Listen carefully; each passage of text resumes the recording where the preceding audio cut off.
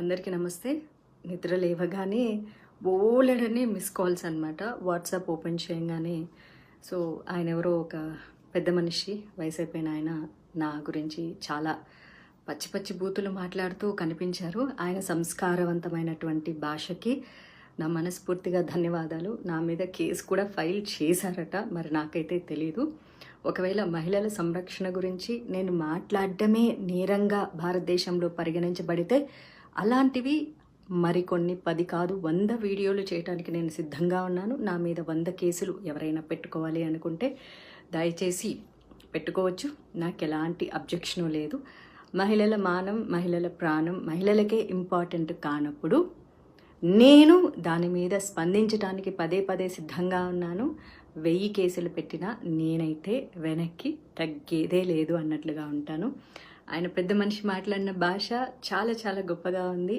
వాళ్ళ తాడిపత్రి మహిళలు పతివ్రతలు, పక్క ఊర్లో ఉన్న వాళ్ళందరూ పతితలు అని మాట్లాడిన ఆయన గొప్ప భాషకి, గొప్ప సంస్కారానికి, అలాగే తాడిపత్రిలో ఉండే ప్రతి పతివ్రతకి, వారిని సమర్థిస్తున్నటువంటి ప్రతి పురుషుడికి కూడా మనస్ఫూర్తిగా ధన్యవాదాలు. కాకపోతే ఆ ఊరి మహిళలకు కానీ ఆ ఊరి పురుషులకు కానీ పాపం వాళ్ళు ఏమి అనలేదు నన్ను. ఈయన చెప్పారనమాట, మా ఊరి మహిళలు అని చెప్పేసి.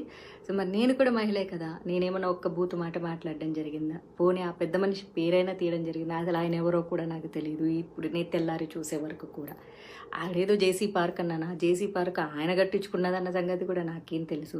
మరి ఏమీ తెలియకుండా ఎలా మాట్లాడతాం మా ఊరి చరిత్ర అని అంటున్నారు. తాడిపత్రే కాదు, ప్రతి ఊరికి ఓ గొప్ప చరిత్ర ఉంటుంది.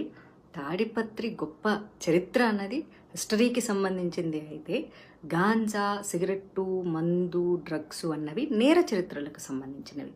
కాబట్టి నేరానికి ఊరి యొక్క చరిత్రలకు సంబంధం ఉండదు. అలాగే తాడిపత్రి నుంచి ఎంతమంది ఇన్ఫ్లుయెన్సర్స్ ఇన్స్టాగ్రామ్లో ఉన్నారు. Instagram influencers are nothing but cinema actors. వాళ్ళు కూడా, వాళ్ళకి ఎంత క్రేజ్ ఉందో వీళ్ళకి కూడా అంతే క్రేజ్ ఉంది ఇప్పుడు సమాజంలో. మరి తెర మీద కనిపించే వాళ్ళందరూ ప్రాస్టిట్యూట్లు అని ఆయన అన్నారు. కాబట్టి దయచేసి తాడిపత్రి నుంచి ఎవరెవరైతే తెర మీద కనిపిస్తున్నారో, భవిష్యత్తులో సినిమా రంగంలోకి రావాలనుకుంటున్నారో, అమ్మ దయచేసి మీ అందరికీ రిక్వెస్ట్ చేస్తాను, ఎవరు రావద్దు. సినిమా ఇండస్ట్రీలో కేవలం ప్రాస్టిట్యూట్లు మాత్రమే ఉంటారు. మీ జేసీ ప్రభాకర్ రెడ్డి గారు చెప్పినట్లు తెర మీద కనిపించే మహిళలందరూ క్యారెక్టర్లెస్గా ఉంటారు, చాలా చాలా తప్పుగా ఉంటారు, గబ్బు గలీజ్ పనులు చేస్తుంటారు. కాబట్టి తాడిపత్రిలో ఉన్న వాళ్ళ మహిళలందరూ కూడా